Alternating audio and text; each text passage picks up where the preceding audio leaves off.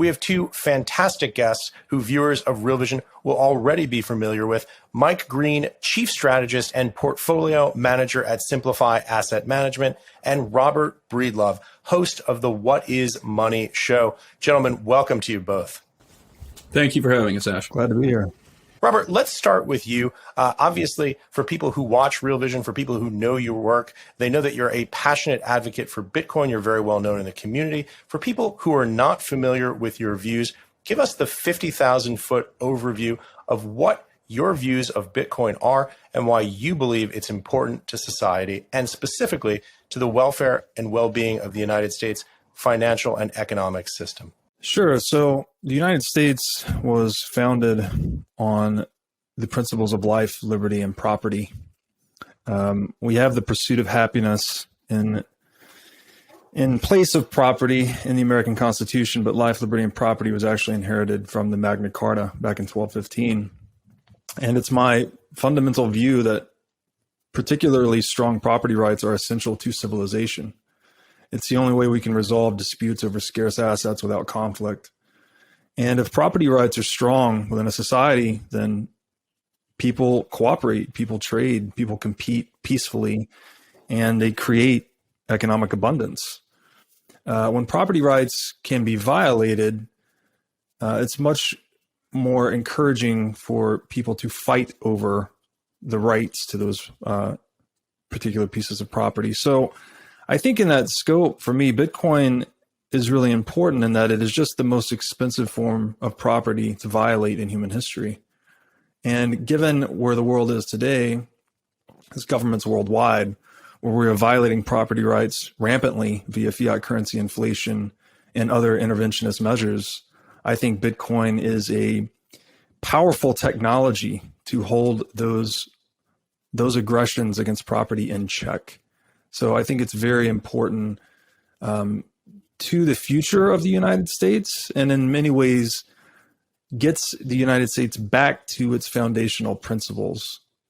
So, Mike, there you have it. Robert's view, obviously a very sort of pro-American view, an idea that Bitcoin is part and parcel of what's made the American experiment great and powerful in the past from an economic and political standpoint. What are your views? What are your thoughts? And what's your reaction to what Robert just said?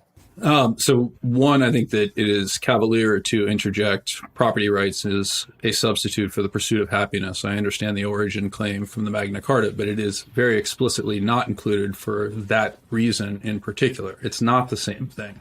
The pursuit of happiness, and in particular property rights, are addressed within the Fifth Amendment of the U.S. Constitution, in which we have the dynamics of eminent domain and a takings clause in the Fifth Amendment that specifies that taking can occur if being for the benefit of the public use and with just compensation.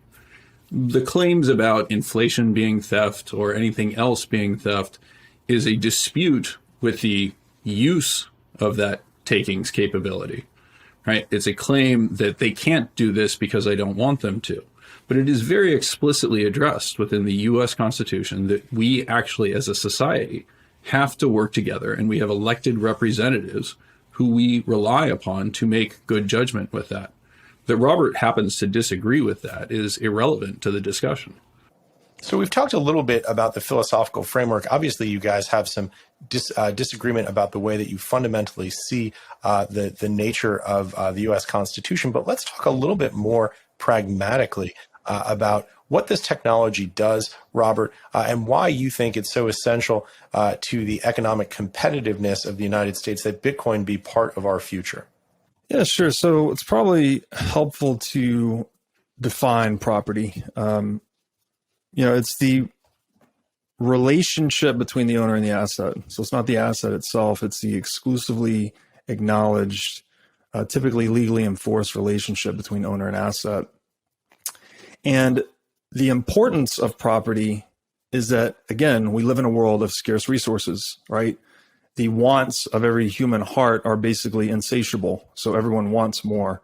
So how do we reconcile that? How do we reconcile scarce resources with unlimited demand? Well, we do it through conflict, or we do it through property. And again, the social experiment that is the United States is the greatest testament to the abundance and wealth that can be created under a civilization of strong property rights. When we were initially founded, we had very low and predictable tax rates. There were very low levels of government intervention. And that actually led to the flourishing and capital stock that we all enjoy today. And it's not just in the U.S. we've seen this play out. We saw this in Hong Kong, where low and predictable taxes, low levels of government intervention also led to an economic boom. This is tied to economic axiom, basically, is that taxation reduces productivity and wealth creation. This is also in the Laffer curve, which is interesting that as you actually reduce tax rates, you can increase tax revenues up to a point. So I think that to get to the U.S. Bitcoin strategy, why I think it's so important, you first need to understand that this fundamental axiom of property and how important it is to civilization. But the U.S. is in a very interesting position because we have a global reserve currency in the U.S. dollar. We have enjoyed this exorbitant privilege, as it's been called, for quite some time. But with the emergence of Bitcoin, I think there's a very unique tactical advantage that the U.S. can use. And frankly, I'll walk through this step by step, and then I'd like to hear Mike's feedback on it. So I think if you own the fiat currency spigot, you can basically produce currency ad infinitum and use it to acquire whatever you want. This is what governments use fiat currency to do in the marketplace, right? If there's an economic downturn, we increase the money supply, we buy toxic assets, we buy bad corporate debt, whatever it is, and we bolster markets. Well, the United States could equally use that position to start to acquire Bitcoin quietly, even. They could do this via the shadow banking industry. And after they've established a position, I think it would be intelligent for the United States to actually announce that they're holding Bitcoin in the national treasury. They could effectively induce this geopolitical game theory and front run further accumulation. If you understand the game theory of money, it's like to be the first adopter is to benefit disproportionately in anticipation of later adopters. And basically, Bitcoin's following this path that gold monetized along previously, just on a much more accelerated time scale. The United States could even go so far as to leverage the SWIFT system to facilitate Bitcoin distribution into other nation states.